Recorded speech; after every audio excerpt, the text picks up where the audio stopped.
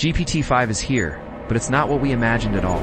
Here's the shocking truth. We expected a giant leap forward in artificial intelligence. Instead, the leap turned out to be much smaller than promised.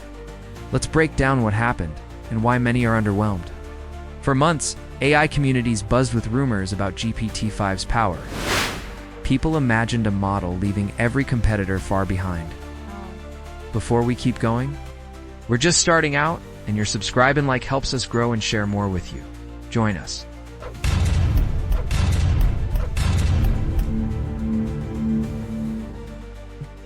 Thank you in advance. Let's continue. But when it launched, features felt more incremental than groundbreaking.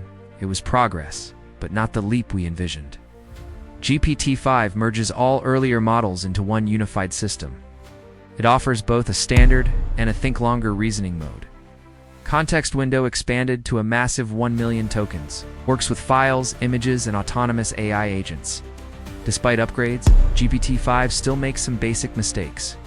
Miscounts zebra legs, seeing 5 when there are 4. Sees 5 rings and Audi logo instead of 4. Even human fingers get it wrong, mistakenly labeling 6 instead of 5. Problem lies in chain of thought reasoning. With familiar questions, the chain flows and answers are accurate. With unfamiliar problems, the chain breaks and accuracy drops. This shows limits in generalizing beyond its training. Grok 4 is faster and cheaper in real-world tasks. Claude 4.1 offers strong linguistic stability. GPT-5 is balanced, but not the best at any specialty. Excels at generating complex code quickly. Works well in multiple languages. Agent mode offers automation potential. GPT-5 is a step forward, but not the revolution we imagined. Strengths and flaws show AI is powerful, but not perfect.